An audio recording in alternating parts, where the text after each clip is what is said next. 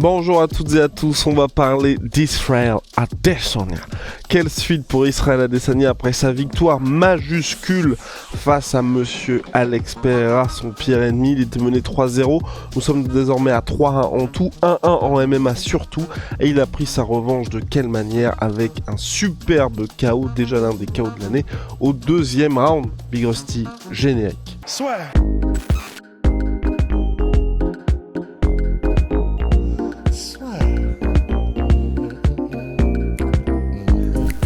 Paris sur le MMA avec Unibet. Quelle sera l'issue du combat? Une soumission? Un KO? Paris sur les meilleures cotes avec Unibet. On se pose la question, je pense, très justement, de la suite d'Israël Adesanya, parce que ça s'annonce assez flou avec Rusty dans le podcast Recap. On était pourquoi pas faire un troisième combat. On a l'impression que ça ne va pas du tout dans ce sens-là. Donc du coup, quelle suite pour Israël Adesanya? Parce que sur le papier, j'ai pas l'impression que ce soit clair du tout, ni pour l'UFC, ni pour nous. Pour l'UFC, ils avaient l'air de se diriger vers un pas troisième combat, donc vers quelque chose d'autre pour Adesanya. Dana White avait l'air de dire en conférence de presse que il fallait que Alex Pereira monte chez les moins de 93 kilos parce que le weight cut, et puis surtout probablement parce que ça les arrange peut-être un peu plus d'avoir Adesanya comme superstar à la tête de la catégorie middleweight plutôt qu'Alex Pereira. Parce qu'il parle anglais, parce qu'il trash talk, parce que tout ça, parce que c'est une superstar, quoi, à l'UFC, tout simplement. Et donc, j'ai bien l'impression que si ce sont les mots de Dana White, ça veut dire que c'est probablement représentatif de ce que veut faire l'UFC. Et donc, ça veut probablement dire qu'on n'aura pas, ou en tout cas pas tout de suite, si jamais ça arrive, un combat une belle en MMA. Adesanya, lui, il avait l'air de dire la même chose, dans le sens, c'est bon, moi, le chapitre est clos.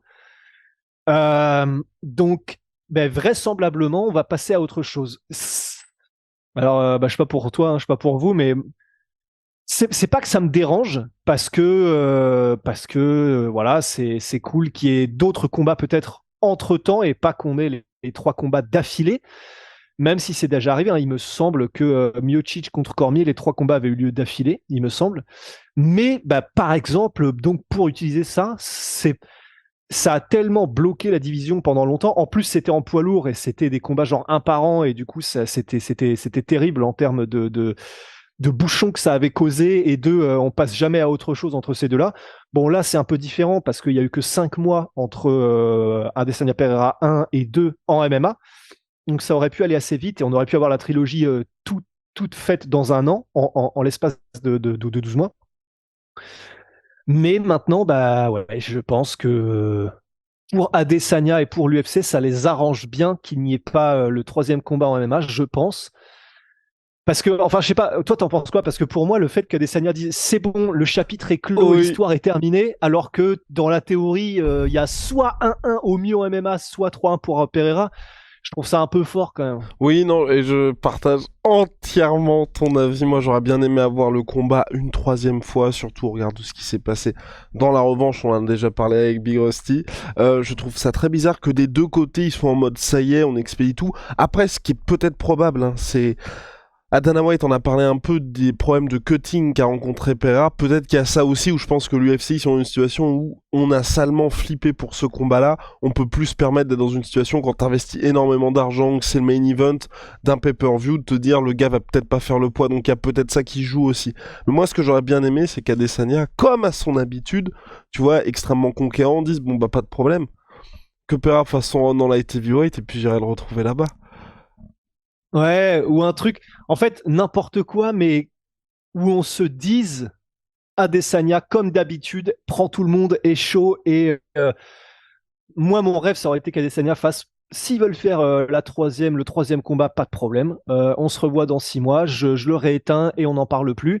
Ou alors, effectivement, écoutez, il monte en light heavyweight, moi j'irai le rejoindre, il n'y a pas de problème.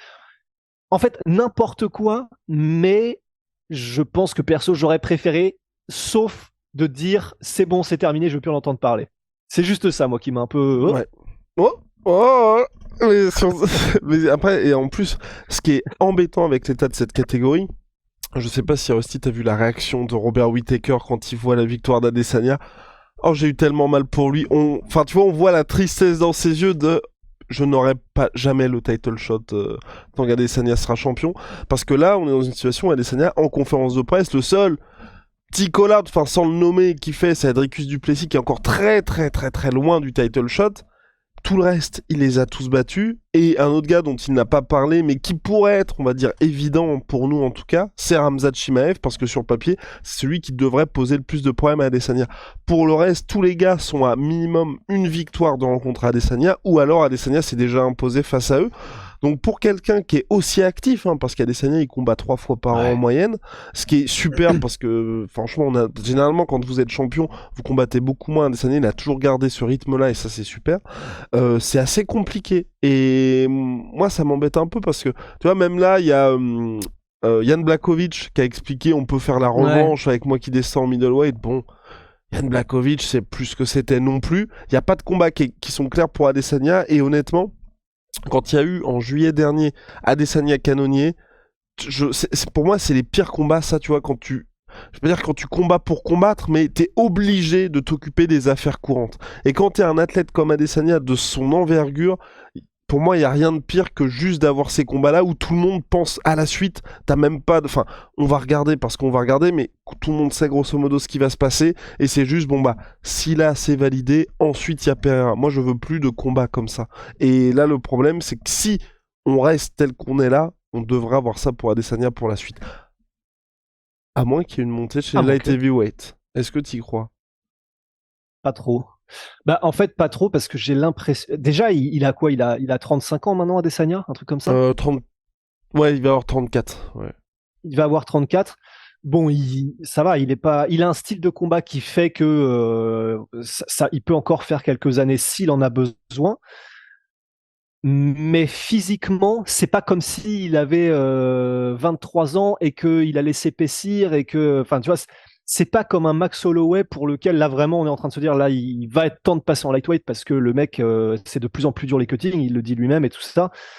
Ou enfin n'importe qui d'autre qui a fait sa transition d'une catégorie vers l'autre à un moment donné parce que Darren Till par exemple, je pense à lui vu qu'il y avait eu un bif entre lui et Adesanya à un moment donné. Adesanya c'est pas vraiment ça. Adesanya lui voilà, il a trouvé son rythme de croisière en termes de physiquement. Il a essayé à un moment donné de monter en light heavyweight sans changer grand-chose, c'est-à-dire qu'il n'a pas pris du temps pour faire une grosse montée, etc. Et on a vu que ça avait joué en sa défaveur. Donc, il pourrait faire une John Jones, prendre un an et demi, vraiment devenir, prendre 10 kilos de muscle ou je sais pas comment. Mais je sais pas si c'est ce qu'il a envie de faire. Il en a jamais parlé. Donc je serais pas super optimiste sur un truc comme ça. Là vraiment j'ai juste l'impression que voilà il va reprendre comme tu dis les affaires courantes en middleweight. Je pense qu'il a juste une envie, c'est de battre le nombre de défenses de titres de Anderson Silva, marquer l'histoire, battre tous les records d'Anderson et puis ensuite soit faire un autre super match en light heavyweight pour devenir champ ou quelque chose comme ça. Mais pas tout de suite, en tout cas, je pense. Donc, voilà ce que je pense qu'il va faire. Déjà là, c'est le seul double champion middleweight de l'histoire de l'UFC, le seul à avoir perdu sa ceinture et à avoir gagné à nouveau le titre. Pour Adesanya, moi ce que j'aimerais, et là j'aimerais aussi que l'UFC en parle un peu comme ce qui s'est passé pour par exemple Yair Rodriguez contre Josh Emmett où on savait que le vainqueur allait affronter Alex Volkanovski, c'est que tu vois il fasse le combat. Après le problème c'est qu'au niveau temporel ça ne marche pas parce que selon toute vraisemblance donc Khamzat Chimaev affronte Paulo Costa en octobre prochain, mais qu'en gros tu vois ils disent ok Khamzat fait ce combat là et ensuite Khamzat a le combat pour le titre tu vois parce que et que dans ce laps de temps-là, Adesanya, lui, soit sur le côté et soit pas vraiment actif. Parce que de toute façon, là, clairement, il y a absolument personne qui est en position dans cette catégorie de demander un title shot à l'heure actuelle. Ce qui est ouf. Hein. C'est fou. Ouais. Et je crois que c'est peut-être la première fois, d'ailleurs, qu'il y a quelque chose comme ça, non? Dans une catégorie. Il y avait Demetrius Johnson qui avait tellement éteint tout le monde qu'avant Henry Cerudo, qu'on était en mode bon, levez la main, mais qu'il y avait personne, quoi. Ouais. Donc c'est un peu le même délire. Mais ouais, c'est pour ça que c'est un peu terrible. Effectivement, je suis empli d'empathie pour Robert Whittaker parce que effectivement, pour lui, c'est le pire des scénarios, quoi. C'est maintenant, il va y aller, et si c'est Costa, si c'est faire tout ce qu'on veut, mais la mort dans l'âme, parce qu'il sait que ça ne mènera pas à grand-chose, quoi. Ah non, mais lui, rendez-vous compte, quand vous C'est êtes à terrible. ce point-là, mais vous ne pouvez rien faire. Enfin, ça dépend vraiment juste de la volonté d'Adesanya. Si Adesanya dit, j'ai envie de retrouver Robert Whittaker pour ne plus laisser de place au doute, parce que, souvenez-vous, hein, le deuxième combat était extrêmement serré. Là, il pourrait avoir son title shot, mais sinon, le mec est condamné à enchaîner les victoires face à des tueurs à gages et ne jamais avoir cette occasion, sauf si Adesanya part ou fait un combat, Ouais. fait un combat chez les light heavyweights. Non, mais heureusement qu'il a été champion, quand même, Robert Whittaker. Parce que là, le pire, ça aurait été tout ça, et il n'a même pas été champion, tu vois. Donc, voilà. Ça Non, va. non, c'est clair. Mais en tout cas, ouais, non, on a fait le tour pour la suite pour Israël Adesanya. Moi, j'ai hâte de voir ce qui va se passer. Et puis, honnêtement, je te dis, on n'est pas à l'abri d'une petite dinguerie de l'UFC pour les light heavyweight. Tu vois, un Jamal Hill, Israël Adesanya, moi, ça m'intéresse. Ouais. Prochaska Adesanya, ça m'intéresse. Le seul truc, et c'est pour ça que je pense que ça n'arrivera pas, c'est qu'il y a Ankalaev dans le mix. Et là, Ouais. là, c'est...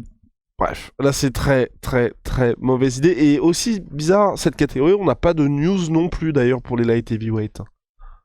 Ouais. Ouais, c'est vrai, rien du tout. On a eu lors de l'UFC 285 ou 6, bah, celui où il y avait John Jones, Cyril, on a vu, c'est là où ils ont fait un stare-down un peu pour le fun, Jamal Hill et Jiri, mais c'est vrai que sinon on n'a rien là de la catégorie light heavyweight. Ouais, Comme parce news. que Jerry devait revenir, je crois, pour la ceinture. Après, la question, c'est que faire dans Kalaev, parce que mine de rien, il mérite aussi. Il y a Jamal qui a pris la ceinture, donc clairement, ça va se jouer entre les trois, mais là aussi, ce serait bien, à mon avis, que tu vois, il puisse avancer un petit peu pour qu'on ait une visibilité sur la suite. Mais bref, Ouais. j'espère que Ramzat va venir le plus rapidement possible, que l'UFC va annoncer la couleur pour lui, et qu'on va avoir aussi une visibilité sur la catégorie light heavyweight, parce que je pense vraiment, Big Rusty, que tout est lié. Quand je dis que tout est lié, c'est que Alex Pereira aussi, ça ne me dérangerait pas qu'il ait directement son title shot. En light heavyweight, Ouais. ça me dérangerait pas non plus, mais ce serait un peu abusé quand même. Ah Mais ça ouais me dérangerait pas non plus, hein, dans le sens, comme il n'y a pas de clair contender à part en KLAF, ça c'est sûr. Mais sinon, ouais, ou alors un petit tournoi à 4 entre Jamal Hill, Jiri, Ankalaev et Pereira. Donc il est direct en demi-finale, quoi. Tu fais Ankalaev Pereira, ça c'est pas gentil ça. Non, justement, tu fais. Et, Ça me ferait chier pour Jiri, mais et c'est pour ça, voilà. Et là c'est dur pour Ouais. Jerry. Non, je pense que Jerry il aura Mais directement tu le fais title un- shot. Ouais, probablement. Mais parce que c'est ça, en fait, Il voilà. mérite. Parce que Pereira, on le sait, il a 35 ans, là, ça y est. Je pense que, à la manière de ce qu'ils ont fait sur son run middleweight, tu peux avoir des combats ultra fun chez les light heavyweight pour lui. Hein. Parce que le Jiri de Alex Pereira, ouh là là, Ah, j'ose même pas y croire. ouh là là. Et même Jamal Hill contre Alex Pereira. Hein.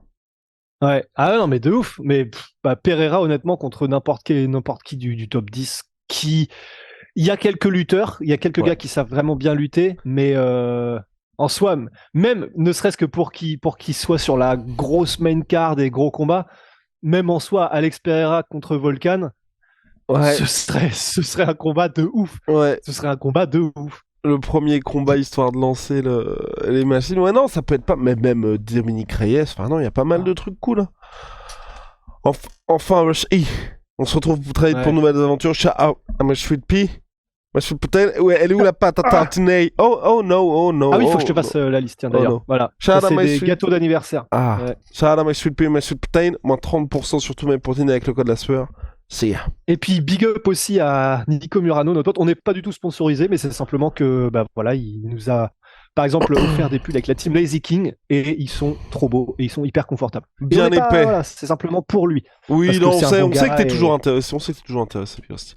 On sait. Non mais voilà, parce que Ouais. t'es d'accord que c'est un trop bon gars. Ah, Nico. c'est un très très très bon gars. Parce que pareil, on a pris des t-shirts LSFC et Sweet pour toute Les la pulls team. LSFC. Des pulls LSFC pour toute la team. Hyper quali. Il a De fait ouf. un sacré taf parce que par rapport au délai, c'était un peu la guerre. Et je pense que tout le monde était très content. Donc, Donc Nico, we got you. You're our guy.